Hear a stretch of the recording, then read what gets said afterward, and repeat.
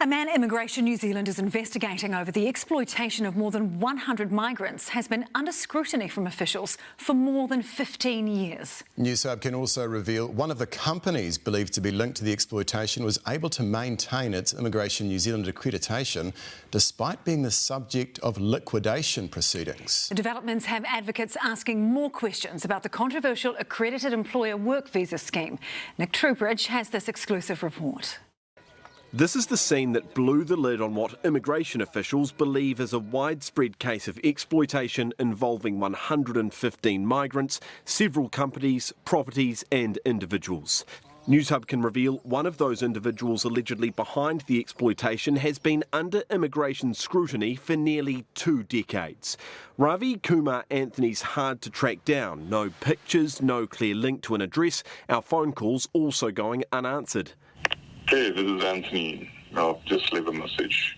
But we have uncovered these text messages sent by Ravi Kumar Anthony to one of the migrants brought here.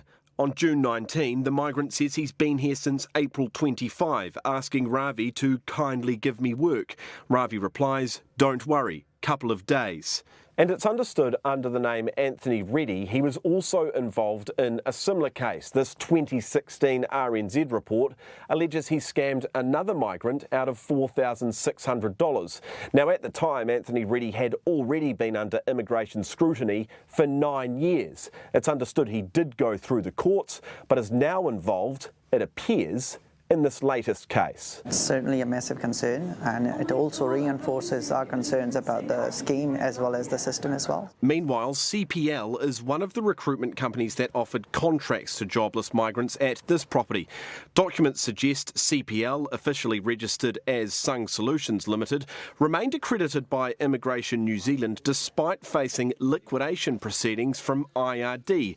Another company run by CPL director Ross Berry was liquidated back in January.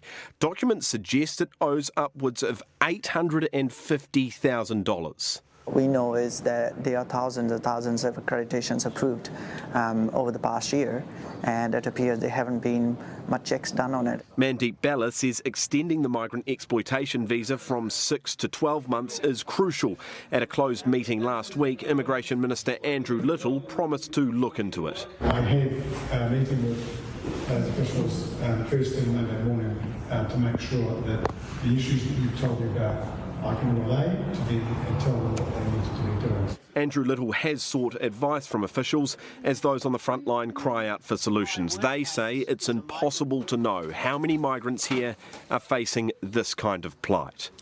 OK, Nick, so what have Immigration New Zealand had to say about these developments? Yeah, Mike, we've heard from them this afternoon. Now, they are hesitant, as always, to comment on specifics. They won't comment on individuals involved, nor will they comment on companies. But obviously a big part of the story are the checks that are actually done on employers. You saw the employer, in this case, appeared to be in dire straits financially, and certainly the individual director appeared to have some other financial issues elsewhere. Now, Immigration New Zealand, that is, adamant that they do these checks. That checks include financial viability of a company.